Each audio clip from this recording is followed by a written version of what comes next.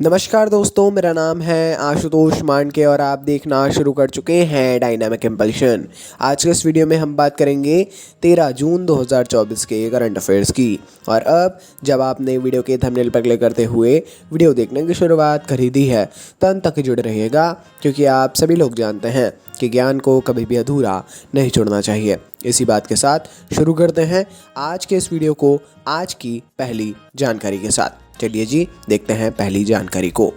पहली जानकारी, प्रधानमंत्री श्री नरेंद्र मोदी जी ने हाल ही में कहा है कि प्रधानमंत्री आवास योजना के तहत 3 करोड़ अतिरिक्त ग्रामीण और शहरी घरों का निर्णय हमारे देश की आवास आवश्यकताओं को संशोधित करने और यह सुनिश्चित करने के लिए सरकार की प्रतिबद्धता को रेखांकित करता है कि प्रत्येक नागरिक बेहतर अपने जीवन की गुणवत्ता को बेहतर कर सके और जीवन को और अच्छे से जी सके। देखिए, हाल ही में जो है अभी तक जो है आवास योजना समाप्त हो गई थी, है ना। मतलब अब उसका जो समय सीमा थी ख़त्म हो गई थी, परंतु उसको अतिरिक्त बढ़ाया गया है। 3 करोड़ अतिरिक्त, चाहे अर्बन हो या रूरल हो, सबको मिला के 3 करोड़ अतिरिक्त घरों को बनाया जाएगा इस योजना के अंतर्गत, है ना। दी जाएगी जो राशि है वो भी, और घरों को बनाया भी जाएगा।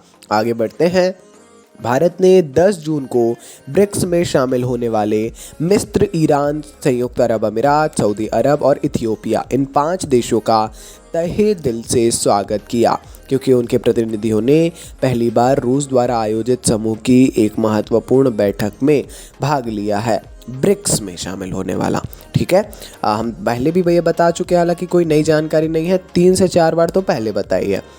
अब स्वागत आधिकारिक हो चुका है तो अब अगेन हम बता रहे हैं, ठीक है, क्योंकि ये कहीं ना कहीं काफ़ी ज़रूरी है। ब्रिक्स समूह, आप सभी जानते हैं ब्रिक्स को। अब लेकिन ब्रिक्स केवल 5 राष्ट्रों का समूह नहीं रह गया, अन्य लोग भी इसमें जुड़ रहे हैं और आप देखेंगे भी आगे आने वाले समय में अन्य राष्ट्रों को भी, मेरे अनुसार, है ना। देखते हैं नाम चेंज होता है या नहीं होता है, जैसा भी हो। आगे बढ़ते हैं, देखते हैं अगली जानकारी को। आंध्र प्रदेश के मुख्यमंत्री के रूप में हाल ही में चंद्रबाबू नायडू ने शपथ ली, है ना। ये तो आप सभी को पता है, बट उसके पहले, शपथ लेने से एक दिन पहले, TDP supremo N Chandrababu Naidu, इन्होंने मंगलवार को घोषणा की अमरावती राज्य की एकमात्र राजधानी होगी। आंध्र प्रदेश तेलंगाना बहुत ज़्यादा डिबेट का इशू है, बट शपथ लेने से पहले ही यह आधिकारिक घोषणा, आधिकारिक तो नहीं कहना चाहिए, हाँ, परंतु घोषणा कर दी गई कि अमरावती जो है राज्य की एकमात्र राजधानी रहेगी। अब कंफ्यूजन नहीं रहना चाहिए, इट्स क्लियर एक्चुअली, और ज़रूर इस बारे में थोड़ी जानकारी ले लीजिए और देख लीजिए, ठीक है, थोड़ा पढ़ लीजिए इस बारे में। आगे बढ़ते हैं, देखते हैं अगली जानकारी। गेल इंडिया, GAIL इंडिया ने 60,000 करोड़ रुपए के अनुमानित पूंजीगत व्यय के साथ सीहोर मध्य प्रदेश में 1500 KTA इथेन क्रैकर परियोजना स्थापित करने के लिए योजना बनाई है। बहुत विशेष परियोजना है ये, और वाकई में देखिए मध्य प्रदेश शासन भी प्रतिबद्ध है। अगर आप ट्विटर वगैरह देखेंगे, अभी हम देख रहे थे, तो काफ़ी ज़्यादा प्रतिबद्धता इसके तौर पर नज़र आई। इस परियोजना का लक्ष्य क्षेत्र में पेट्रोकेमिकल बुनियादी ढांचे को मजबूत करते हुए इथिलीन डेरिवेटिव की श्रृंखला का उत्पादन करना है। ठीक है, गेल जो है, गेल इंडिया के बारे में पढ़ लीजिएगा। ये क्या होता है इथेन क्रैकर, इसके बारे में पढ़ लीजिएगा। काफ़ी बड़ी परियोजना है, वृहद स्तर पर कार्य किया जाएगा। चलिए जी, आगे बढ़ते हैं, देखते हैं अगली जानकारी को। अगली जानकारी, जापान भारत समुद्री अभ्यास जिमेक्स का 8वां संस्करण जापान के योकोसुका में शुरू हो गया है हाल ही में, जिसकी मेज़बानी डेफिनेटली जापान में शुरू हुआ है तो Japan maritime self defence force के द्वारा ही की जा रही होगी और की जा रही है। भारतीय नौसेना के INS शिवालिक और जापान के JS युगिरी इसमें भाग ले रहे हैं।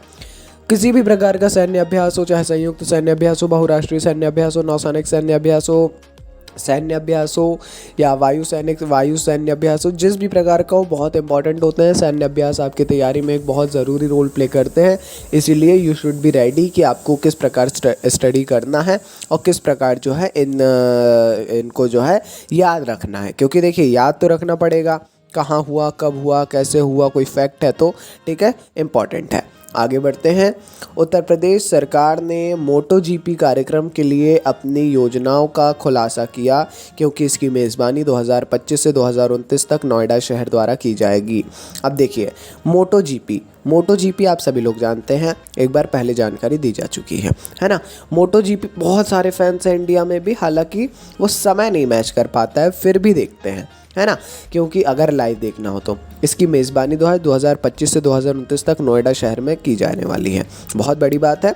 और स्पेन के डोरना स्पोर्ट्स और भारतीय साझेदार फेयर स्ट्रीट स्पोर्ट्स के सहयोग की घोषणा भी कर दी है। तो काफ़ी बड़े स्तर पर इसको जो है आयोजित किया जाएगा और इससे उत्तर प्रदेश नोएडा को भी काफ़ी फ़ायदा होने जाएगा मेरे ख्याल से। चलिए जी, ये थी आज के इस वीडियो की अंतिम जानकारी। कोई भी कन्फ्यूज़न हो किसी टॉपिक से रिलेटेड, किसी सब्जेक्ट से रिलेटेड, किसी भी तैयारी में किसी भी व्यवधान से रिलेटेड, कभी भी बेझिझक कमेंट सेक्शन में बताइए। अपन बाकी मिलते हैं ऐसी ढेर सारी जानकारी के साथ अगले वीडियो में। सपोर्ट बनाए रखिए। नमस्कार। Dynamic impulsion.